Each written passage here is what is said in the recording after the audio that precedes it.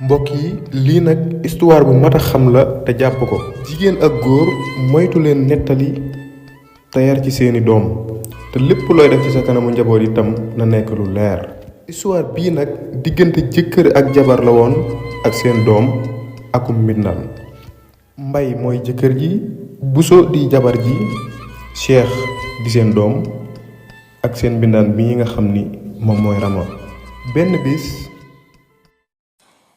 sang bi comment tu vas ñana nga ba doyal man de dama bëggoon demee inshallah ma dem sama kër yaay. yow sa jëmi bopp yaa bëgg ab dox pourtant bi ñu fa jógee yàggul n'est-ce pas. non pourtant ba ma fa gisee yàggul mais vu que daf ma woon ni daf ma soxla kay et en plus de ça dafa urgent léegi bàyyi ma rek ma dem ma kan. d'accord garaawul comme que da nga jël sa tànk bu moomale ko mbedd mi di dox rek mën ngaa dem mais ana kii ana Rama.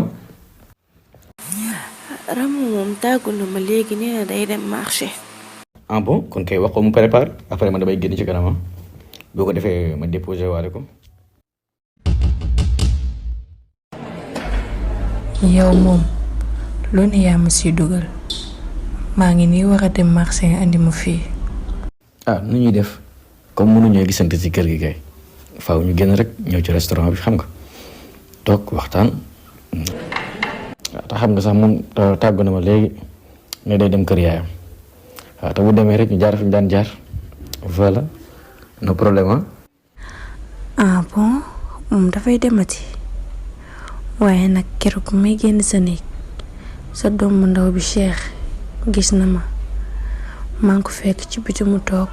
ah non garaawul Cheikh xale la xamul dara man de jàpp ni sax danga ma doon ranger sama bagage yi wala nga ma doon fi beral sama néeg bi daal moom Cheikh moom du wax. allo. allo waaw nagam yaa ngi ci jàmm. maanaam ça va maa ngi nii rek jëlal na ma waaye fu nekk doo fi jaar s'il te plaît parce que instant bi nama naa la dee ñu def ñu doon def rek xam nga. ana Mbay. moo Mbay dem na kenn nekk ko fi mën nga ñëwal looy ragal ci xale yi. ah daa génn ah baax na waaw maa ngi fa jaar ci kanam. moo d'accord maa ngi lay xaar allez ciao. ginnaaw loolu nag mbokk yi bi mbay àndeek mbindaan mii nga xam ne moo di rama def ak moom la mu def ak moom naka noonu itam buso mi nga xam ni moom moo di soxnaam ànd ak benn waay boo xam ni faram la daal di def ak moom la muy def ak moom itam waaye mbokk yi benn bis ci la lii xewee. mbokk yi benn jigéen a ngi nii boo xam ni ab américaine la mu yor otoom di génn di dawal ba ci benn route boo xam ne daal route bu wéet la maanaam tëli la boo xam ne dafa wéet lool daanaka kenn nekku fa. muy dawal otoom ba yàgg oto bi daal di paan bi mu gaaree oto bi daal di paan essence. ndeysaan pourtant nag ñoom dañuy jàngale ay histoire yu am solo ndax histoire yi ñuy diffuser dafa am importance macha allah. pourtant Cherif Mouhamed moo koy produire de waaw jàmbaar la sama xarit la ma sama xarit boobu di fi ñëw barki dem rek dama fi faral di ñëw waaw oui moom moo koy kii. kii daal ku ñàkk la koo xam ni amu benn yaakaar ci ni mën na maa dimbali. baay tey bi nga génne daal. waa Cheikh yow lan ngay wax lu tere naa la nettali ba sonn nee naa la ba sonn xaritu nettali waa baax na te loo dégg ci mbedd bi rek ñëw di wax ma ne nga noppi laa la wax. maanaam ku jëmul fenn nga xam ni bi ko waaju nuyoo ba tey taxul.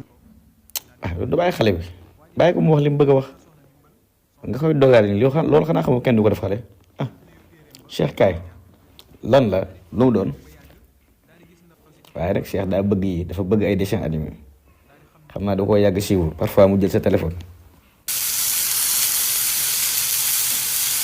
wuy sama tey rek lay dee ay man ba ma xale bi boole yaayam fan laa jëm kii dafa dëgër bopp xon naa ko Cheikh gis nañu.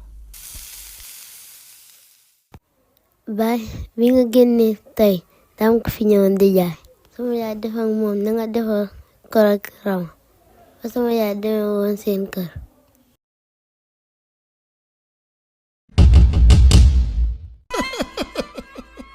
ginnaaw bi xale bi waxee baayam ni ko bàyyi daal tey bi nga xëyee dafa am benn waay bu fi ñëwoon sama yaay daal di def ak moom ni nga defoon ak Rama keroog bi sama yaay demee seen dëkk